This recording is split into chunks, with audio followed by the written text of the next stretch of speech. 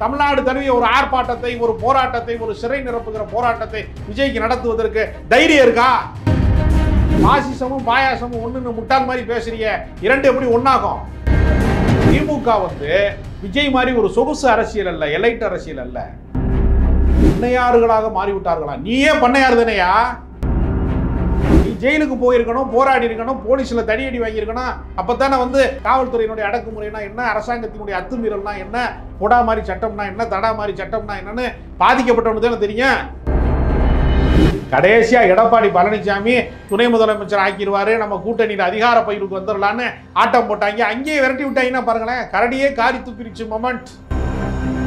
சும்மா 4 ஜால்ராவை கூட்டிட்டு வந்துட்டு இந்த பக்கம் ஆதவர்ஜுனா, இந்த பக்கம் ஒருத்தன் பிரசாந்த் கிஷோர்லாம் வச்சுக்கிட்டு ஒன்னையே ஏமாத்திட்டு இருக்க. ஒன்னே எதுக்கு திமுக வீழ்த்த போகுது?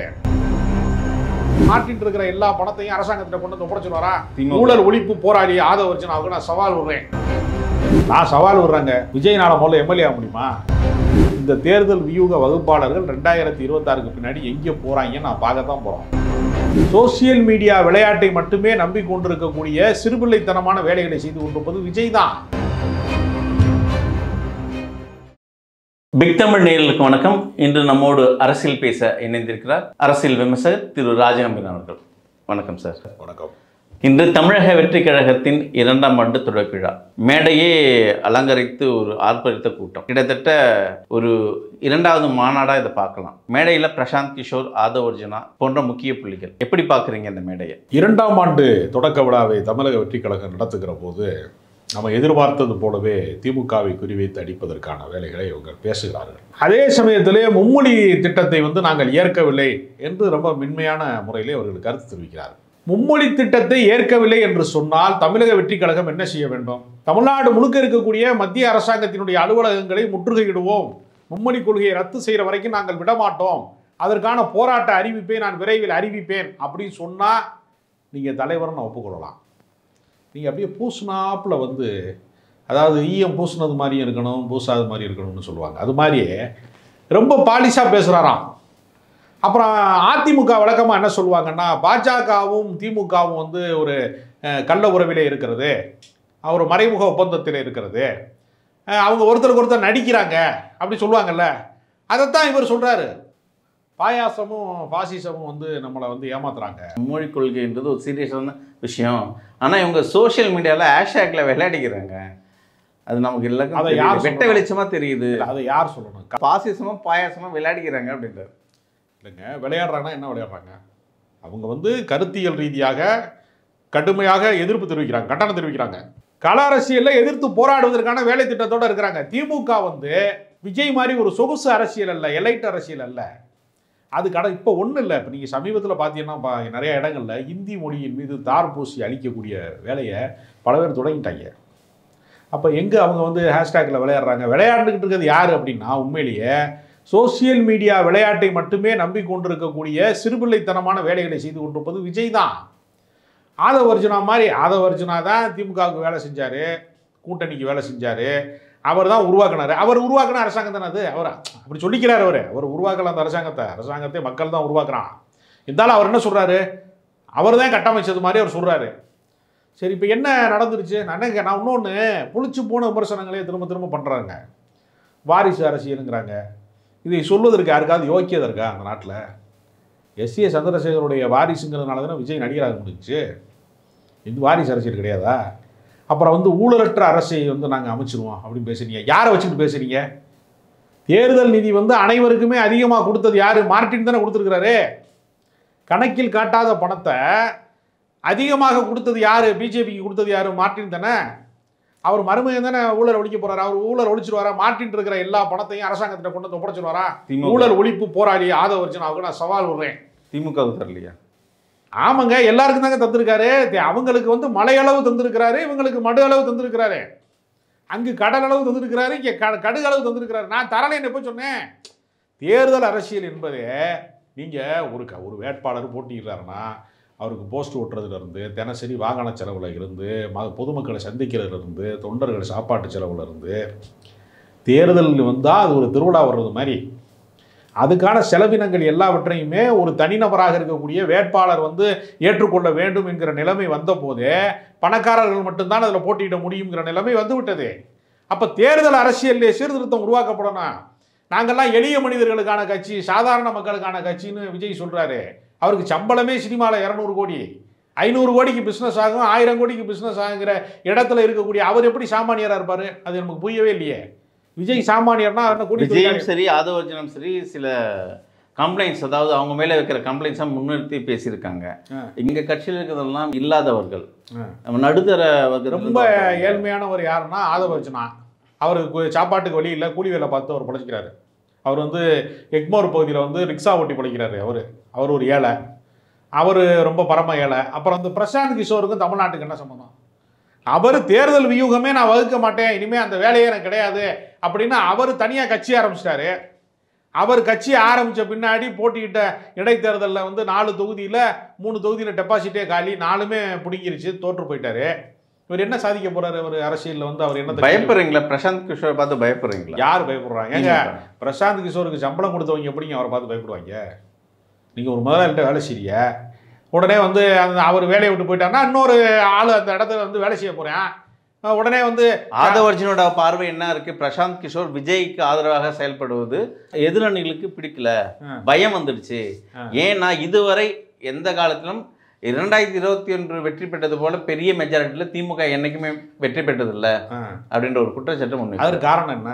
நீங்க 75 அந்த வெற்றிக்கு பிரசாந்த் கிஷோர் தான் முழு பொறுப்பு. அது எப்படி திமுக தொண்டர்கள் காரணம் இல்லையா? திமுகவுடைய கட்சியினுடைய பொறுப்பாளர்கள் காரணம் இல்லையா? ஒவ்வொரு தொகுதியிலையுமே வேறு வேறு நிலைமை. இப்போ பிடிஆர் பழனிவேல் தியாகராஜன் இருக்கிறாரு, 1 பைசா கூட நான் கொடுக்க மாட்டேன்னு சொன்னார் வாக்காளர்கிட்ட. அவர் தான் வேணும்னு மதுரை மக்கள் ஓட்டு போட்டானா இல்லையா? அப்போ தனிநபர் செல்வாக்கு இல்லையா? அதில் எல்லாமே சேர்ந்ததாங்க ஒரு அரசியல் கட்சிங்கிறது. எல்லாருடைய பங்களிப்பு சேர்ந்து தான் வெற்றி பெற முடியுமே தவிர ஒரு தேரை ஒத்தாள் எடுத்துகிட்டு வர முடியுமா? திருவிழா நேரத்தில் தேர் எடுத்துகிட்டு வரணும், எல்லாரும் சேர்ந்து தானே வடம் பிடிச்சி இருக்கிறாங்க. அது மாதிரி தானே அரசியல் கட்சி. ஒரே ஒரு பிரசாந்த் கிஷோர் இருக்கிறார் அப்படிங்கிறதுனாலேயே, கூகுள் மேப் வச்சுருக்கிறதுனாலேயே அவர் தான் ரோடு போட்டு கொடுத்தாருன்னு சொல்ல முடியுமா? எல்லார் மொபைல்லேருந்து தான் கூகுள் மேப் இருக்குது. தேர்தல் வியூகம்ங்கிறது ஒரு கூகுள் மேப் மாதிரி. பொருளாதார அடிப்படையில் தாவேக்கா முதன்மையாக இருக்குன்னு நீங்கள் ஒரு குற்றம் வைக்கிறீங்க. ஆனால் ஆதவர்ஜனோட குற்றச்சாட்டு என்னவா இருக்குன்னா, பொருளாதாரத்தை விட்டுட்டு மக்களுக்காக சேவை செய்ய வந்திருக்காரு.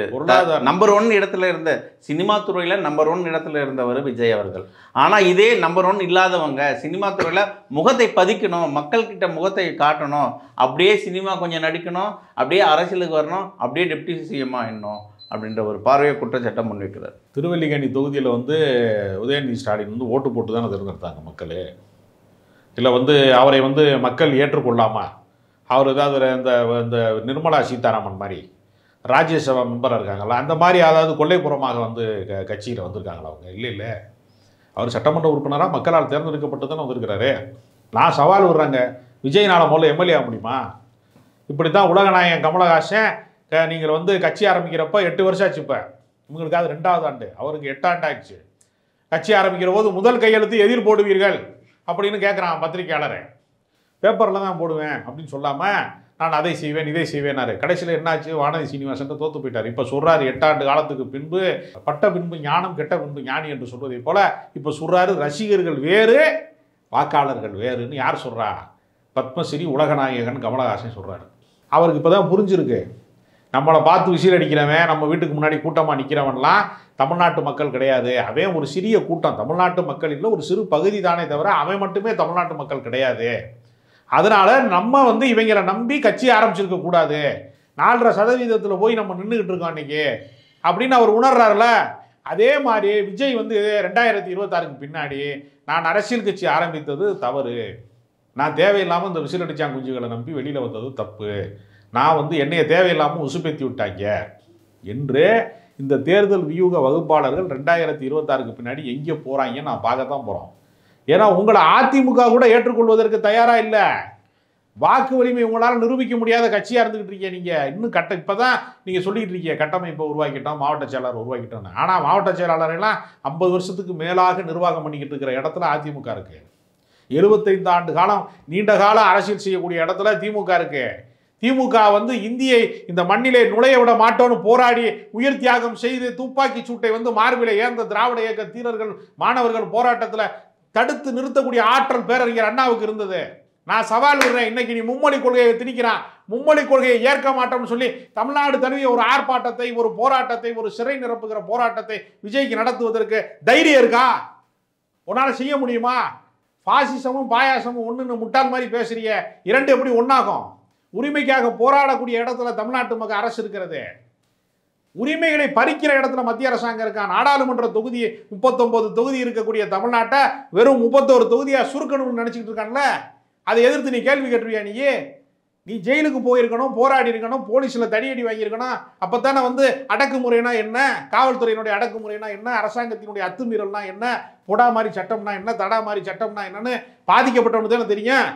பொடாவில் சிறைக்கு போனார் சுபவீரபாண்டியன். தேசிய பாதுகாப்பு சட்டத்தில் பல பேர் கைது செய்யப்பட்டாங்க. வைகோ போன்றவர்கள்லாம் பொடா சட்டத்தில் கைது செய்யப்பட்டாங்க. அந்த மாதிரி ஒரு வீரம் செறிந்த போராட்டம், சட்ட மறுப்பு போராட்டங்களில் நீங்கள் ஈடுபட்டிருந்தீங்கன்னா உங்களுக்கு அரசியல்னா என்ன தெரியும்? நீங்கள் சொல்ல பண்ணையாறுகளாக மாறிவிட்டார்களா? நீயே பண்ணையாறு தானேயா? 200 கோடி சம்பளம் வாங்குற நீ என்ன டெய்லி 200 ரூபா கூலி வேலையாக வாங்குற? உனக்கு இந்த காசு அளவுக்கு மீறி சேர்ந்து போச்சு. கணக்கு காட்டுறதுக்கு அமலாக்கத்துறைக்கும் வருமான வரித்துறைக்கும் அச்சப்பட்டு திமுகவை வீழ்த்துவேன்னு சொன்னா தான் அவன் சொத்தை பாதுகாக்க முடியும். காதல் படமாக நடித்து கல்யாண மண்டபமாக கட்டினார் தான் விஜய். விஜயை பற்றி எங்களுக்கு தெரியாதா? கூட திமுக கன்ஃபியூஷனில் ஏதாவது இருக்கா? திமுக விஜயை அழிப்பதற்காக ஒரு பெரிய கன்ஃபியூஷனில் இருக்கு. விஜயை அழிப்பதற்கு தானங்க ஆதவ அர்ஜுனா இருக்கிறாரு, வந்து ஜான் ஆரோக்கியசாமி இருக்கிறாரு, இப்போ வந்து பிரசாந்த் கிஷோர் இருக்காரு. அது திமுகவோட வேலை கிடையாதுங்க.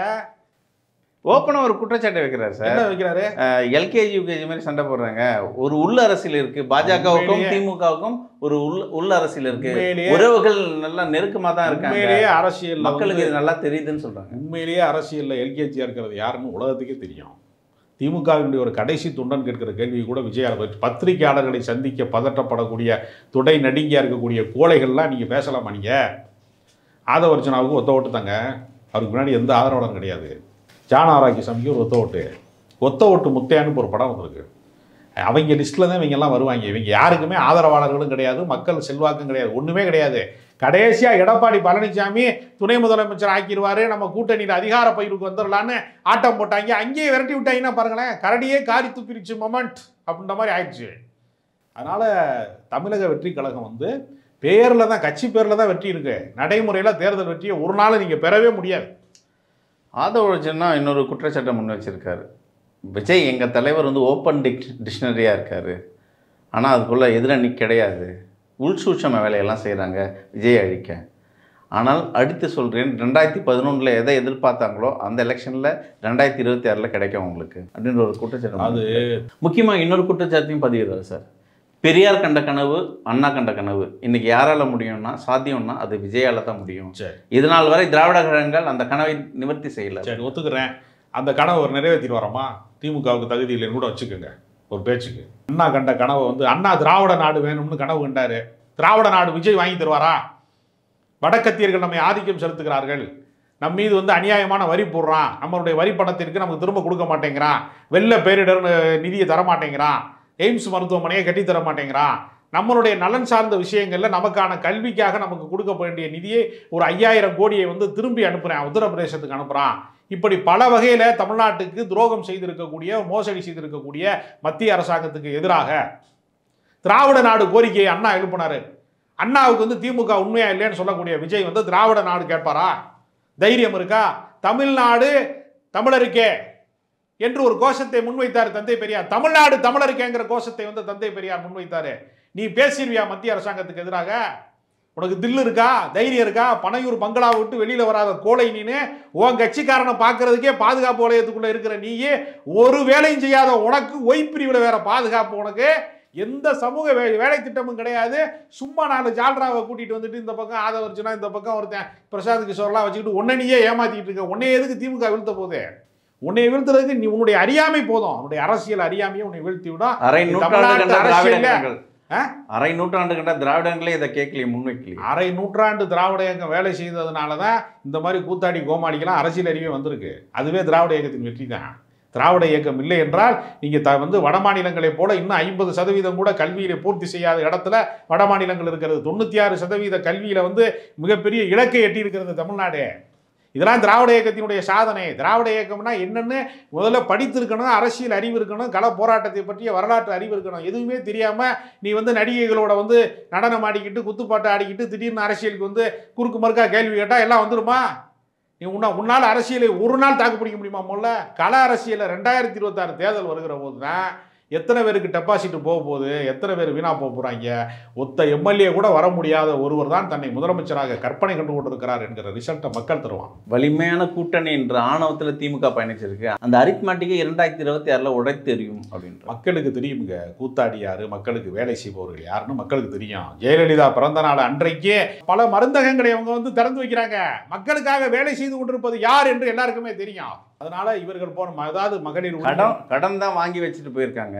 அந்த கடனை வேணா இவங்க ஆட்சிக்கு 5 கோடி லட்சம் இந்த பக்கம் அதிமுகவும் 4.5 கோடி லட்சம் இந்த பக்கம் திமுகவும் வாங்கி வச்சு தான் போயிருக்காங்க. விஜய் வேணா அவர் சொத்தை வித்து கட்டிட்டு வரோமா எல்லா கடனையும், அவர் ஆட்சிக்கு வந்தா எல்லாத்தையுமே தீர்த்துட்டு வரோமா? அவருக்கு அதுக்கு பொருளாதார 1000 ரூபாய் கொடுத்து 10,000 மக்கள். அவருக்கு பொருளாதார அறிவு இருக்காமல்ல விஜய்க்கு?